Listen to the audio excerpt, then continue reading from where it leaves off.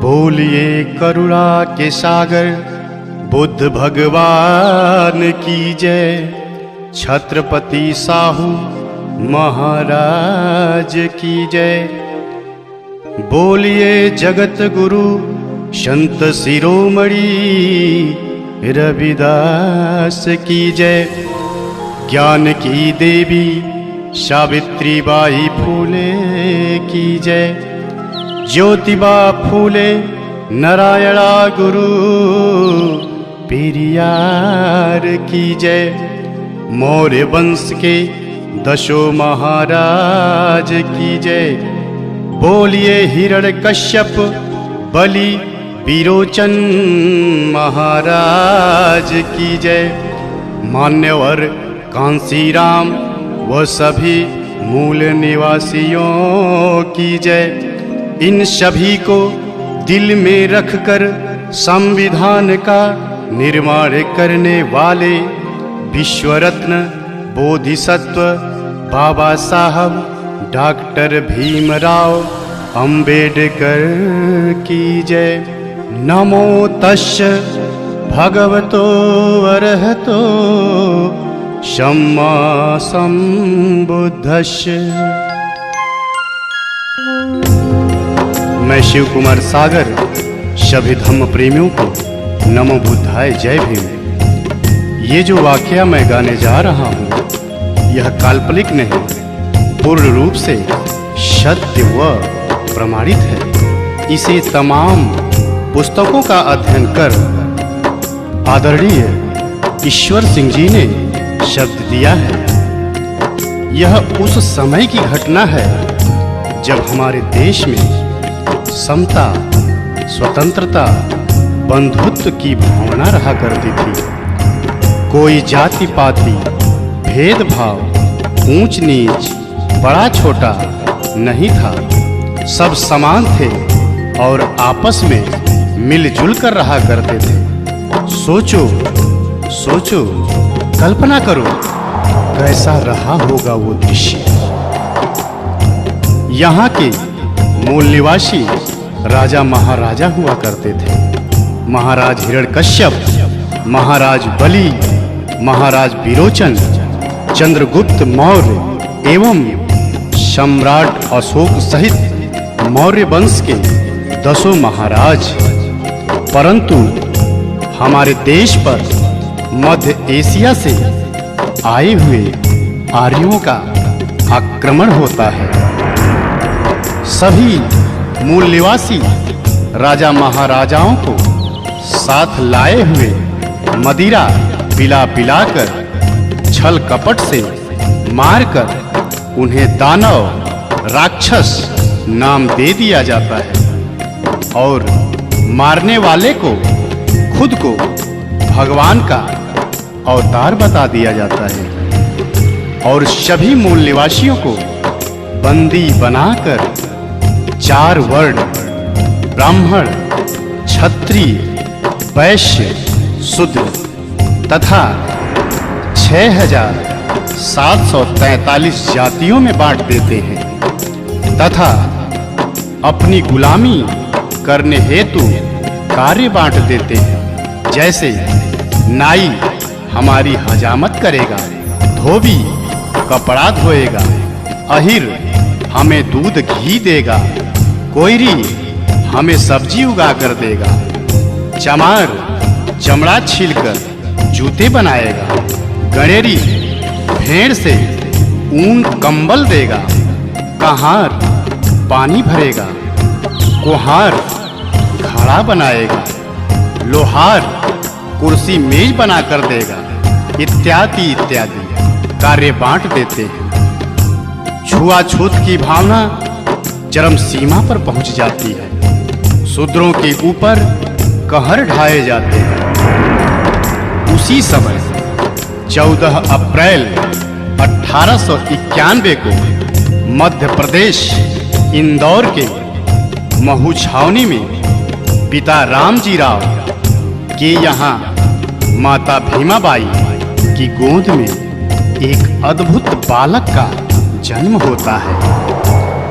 बालक बड़ा होता है स्कूल जाता है तो देखता है छुआछूत, गुलामी, अस्पृश्यता, पाखंड, भ्रमजाल में हमारा समाज जकड़ा हुआ है। यह देख बालक को कष्ट हुआ और समाज को गुलामी की जंजीरों से छुड़ाने की कसम खा लेता है और आंदोलन छेड़ देता है। समय गुजरता गया, बालक को स्कूल के बाहर पढ़ना पड़ा, पर संघर्ष करना नहीं छोड़ा। बालक की शादी हो गई, पर संघर्ष करना नहीं छोड़ा। बालक के बाल बच्चे हो गए, पर संघर्ष करना नहीं छोड़ा। बालक को पढ़ने विदेश जाना पड़ा, पर संघर्ष करना नहीं छोड़ा। बालक के बच्चे की मृत्यु हो गई, पर संघर्ष करना नहीं छोड़ा। बालक की पत्नी की भी मृत्यु हो गई, पर संघर्ष करना नहीं छोड़ा। वो बालक अमेरिका के कोलंबिया, लंदन के यूनाइटेड किंगडम, जर्मनी के वान विश्वविद्यालयों से 6 विषय से MA, MSc, MPhil, PhD, DSc, DLiD, बार एटला, LLB कर बैरिस्टर बने। उस बालक का नाम था संविधान निर्माता, विश्व रत्न, बोधिसत्व बाबा साहब डॉक्टर भीमराव अंबेडकर। जगत में कैसे हुआ महान, जगत में कैसे हुआ महान। महू नगर इंदौर में जन्मा, महू नगर इंदौर में जन्मा एक दलित इंसान। जगत में कैसे हुआ महान, जगत में कैसे हुआ महान। जगत में कैसे हुआ महान, जगत में कैसे हुआ महान।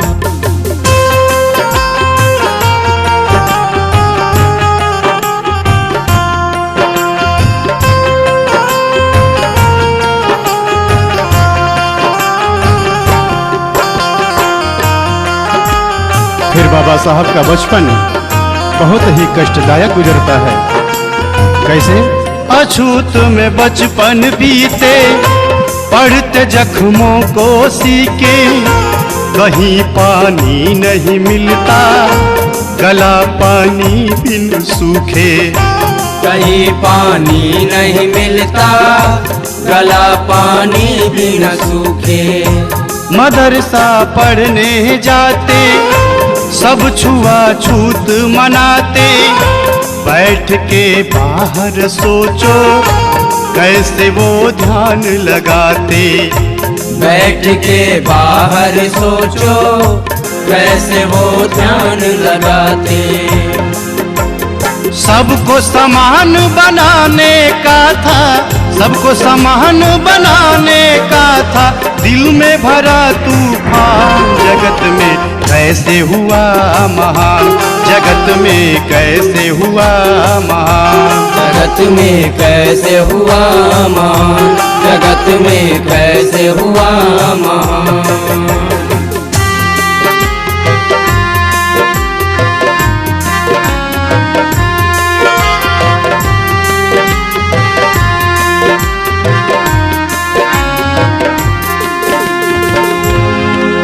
बाबा साहब को स्कूल के बाहर बैठने दिया जाता था।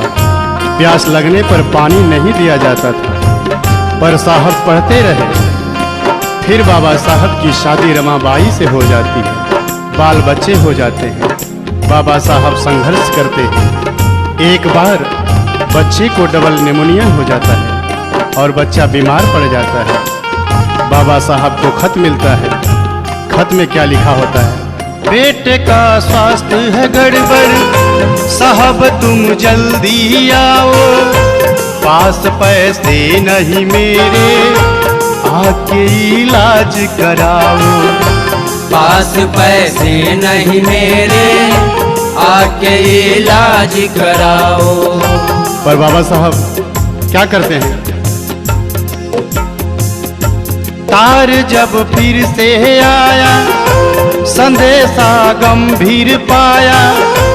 घर पे तब पहुँचे साहब आँख से आंसू आया। घर पे जब पहुँचे साहब आँख से आंसू आया। बाबा साहब ज्यों ही चौखट लांघते हैं क्या देखते हैं?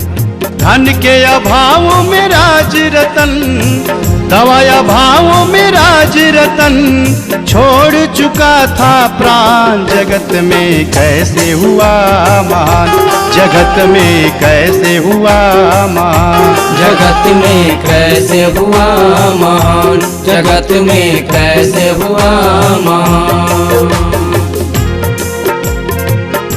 बाबा साहब जिस बेटे को कहते थे तू मेरा शेर है, तू मेरा पिए है, तू बड़ा होकर तुम्हें मेरा एक बहुत बड़ा काम करना है, वही बेटा आज चल बसा। बाबा साहब बेटे की लाश को वहीं छोड़ पत्नी रमाबाई से कहते हैं, रामू मैं जा रहा हूँ। यह सुन गांव वाले बोल पड़ते हैं, अम्बेडकर तू कैसा बाप है। बेटा दवा के अभाव में चिल्लाता रहा, छटपटाता रहा, तुम्हारा नाम ले लेकर एक एक साथ गिनता रहा। तुम नहीं आए और आज आए भी तो मरने के बाद, वो भी बिना अंतिम संस्कार किए जा रहे हो। तो बाबा साहब कहते हैं, क्या कहते हैं? मेरी है क्या मजबूरी ऐसे कैसे मैं बताऊं, मेरा जाना है जरूरी कैसे सबको समझाऊं। मेरा जाना है जरूरी कैसे सबको समझाऊं। दिल में मेरे कसक है काश थोड़ा पहले आते, कम से कम लाल से अपने बात दो ही कर पाते। कम से कम लाल से अपने बात दो ही कर पाते। मैं ना पहुंचा कितने मरेंगे, मैं ना पहुंचा कितने मरेंगे, सब है मेरी संतान। जगत में कैसे हुआ महान, जगत में कैसे हुआ महान, जगत में कैसे हुआ महान, जगत में कैसे हुआ महान। बाबा साहब कहते हैं, अगर मैं आज नहीं पहुंचूंगा तो जैसे मेरे साथ हुआ है सबके साथ होगा। इसी तरह पैसे के अभाव में, दवा के अभाव में सबके बच्चे मरेंगे और इसी तरह हर बाप के पास पैसे नहीं होंगे कि वो दवा करा सके और अपने बेटे का अंतिम संस्कार कर सके। ये जो अगली कड़ी मैं गाने जा रहा हूँ, ये हमारी समस्त माताओं बहनों को एक संदेश है कि अगर कोई पुरुष पति अगर महान बनता है तो वो उसमें स्त्री का, नारी समाज का बहुत बड़ा योगदान होता है। बाबा साहब को भी महान बनाने वाली उनकी पत्नी रमाबाई को सारा श्रेय जाता है। उस माता रमाबाई को करोड़ों करोड़ों बार नमन। वो रमाबाई साहब से क्या कहती है? अंतिम संस्कार करन को साहब से ये फरमाया, कुछ पैसे हैं तो दे दो, रमा ने हाथ बढ़ाया। कुछ पैसे हैं तो दे दो, रमा ने हाथ बढ़ाया। लेकिन होता क्या है? रमा की बात ये सुनकर साहब ने फपक के रोया। बात तब समझी रमा ने साहब को धीरज धराया। बात तब समझी रमा ने साहब को धीरज धराया।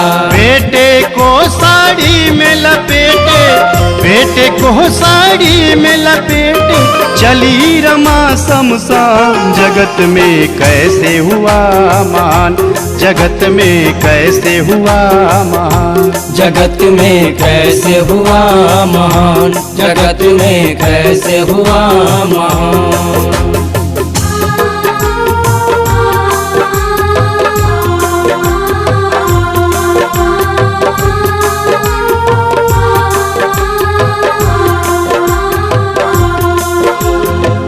बाबा साहब बड़े होते हैं, उस मनु का विधान मनु स्मृति लागी रहती है, जिसमें शूद्रों को, अछूतों को रात को, दिन को 12 बजे ही घर से निकलना होता है, ताकि उनकी परछाई किसी पर न पड़ जाए, वो अशुद्ध न हो जाए।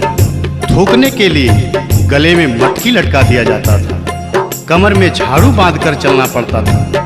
यहाँ तक कि नारियों को भी बंदी गुलाम बना लिया गया था। पति की मृत्यु के बाद पत्नी को चिता पर जिंदा जलना होता था, जिसे सती प्रथा नाम दिया गया था।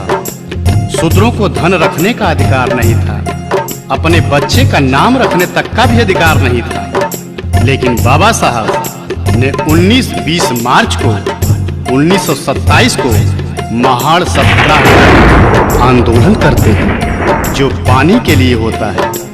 उसके बाद 25 दिसंबर 1927 को बाबा साहब अपने साथियों के साथ उस मनु स्मृति को जलाते हैं। मनु स्मृति को जलाया, विधवा का ब्याह कराया, पति संग चिता पे जलना, सती ये प्रथा मिटाया। पति संग चिता पे जलना, सती ये प्रथा मिटाया। कमर से झाड़ू हटाया, गले से मटकी हटाया, सभी को शिक्षा का हक मेरे साहब ने दिलाया। सभी को शिक्षा का हक मेरे साहब ने दिलाया। बंद कर दिया साहब ने, बंद कर दिया साहब ने उस मनु का विधान। जगत में कैसे हुआ महान, जगत में कैसे हुआ महान, जगत में कैसे हुआ महान, जगत में कैसे हुआ महान।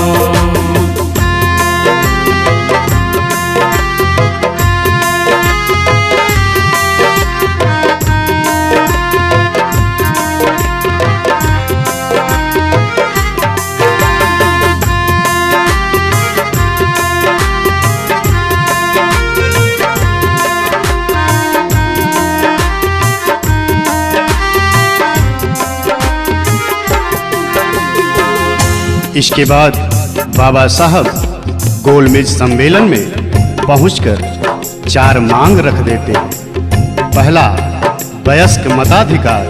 दूसरा, जनसंख्या के आधार पर पर्याप्त प्रतिनिधित्व। तीसरा, 2 मत का अधिकार। चौथा, पृथक निर्वाचन क्षेत्र। साहब की यह मांग सुनकर सभी बौखला जाते हैं और साहब को जान से मारने की धमकी देना शुरू कर देते हैं। पर साहब साफ कह देते हैं, मैं रहूं या ना रहूं, पर मैं दलितों को, शोषितों को, उनको उनका हक दिलवा कर ही मानूंगा। यह सुन गांधी आमरण अनशन पर बैठ जाते हैं। फिर साहब के नहीं मानने पर मनुवादी दलितों, शोषितों की झोपड़ी जलाना शुरू कर देते हैं, मारना पीटना, इज्जत लूटना शुरू कर देते हैं। तब बाबा साहब कहते हैं, जब मेरा दलित समाज ही लूट जाएगा, नहीं रहेगा, तो मैं किसके लिए लड़ूंगा। यह सोच बाबा साहब समझौते के लिए तैयार हो जाते हैं। उनकी केवल एक मांग, वयस्क मताधिकार मिलता है। शेष 3 की जगह आरक्षण पास किया जाता है। पहले जिसके पास संपत्ति थी, पढ़ा लिखा था, वही वोट देने का अधिकारी था। पर अब 18 वर्ष से ऊपर के सभी लोग वोट देने के अधिकारी हो गए। वहीं से हमारा समाज नौकरी चाकरी पाने लगा। बाबा साहब की चारों मांगे नहीं पूरी हुई। आंख में आंसू लेकर बाबा साहब समझौते पर हस्ताक्षर करते हैं। पूना में यह समझौता दिनांक 24 सितंबर 1932 को हुआ, जिसको पूना पैक्ट नाम दिया गया। आंख में आंसू लेके साहब ने कलम उठाया, करके संतोष वहीं पर गांधी की जान बचाया। करके संतोष वहीं पर गांधी की जान बचाया। जान पे खेल के अपनी साहब ने हक ये दिलाया, दलित भाई और शोषित जाके तब कुर्सी पाया। दलित भाई और शोषित जाके तब कुर्सी पाया। IAS PCS आज बन रहा, IAS PCS आज बन रहा, CM PM प्रधान। जगत में कैसे हुआ महान, जगत में कैसे हुआ महान, जगत में कैसे हुआ महान, जगत में कैसे हुआ महान। यहीं से हमारा दलित शोषित समाज नौकरी हेतु कुर्सी पाना शुरू हुआ, पर हमारा समाज नौकरी पाकर उस बाबा साहब को भूल जाता है और जाकर मंदिर मस्जिद में मत्था टेकता है। ये शिव कुमार सागर धिक्कारता है ऐसे नौकरी वालों को, ऐसे कुर्सी वालों को, जिसके हृदय में जुबां पर बाबा साहब का नाम नहीं। ये वाकया गाने में हृदय रो रहा है, रोम रोम रो रहा है। आगे बाबा साहब की पत्नी रमाबाई बीमार पड़ जाती है। बाबा साहब रो रो कर रमा से कहते हैं, रामू, तुम्हें जो रोग हुआ है उसके दुनिया में बहुत डॉक्टर हैं, पर मेरे समाज को जो रोग हुआ है उसका केवल और केवल मैं ही डॉक्टर हूँ, मुझे क्षमा करना। पत्नी का भी इलाज बाबा साहब पैसे व समयाभाव के कारण नहीं करा पाते और दिनांक 27 मई 1935 को पत्नी रमाबाई भी चल बसी।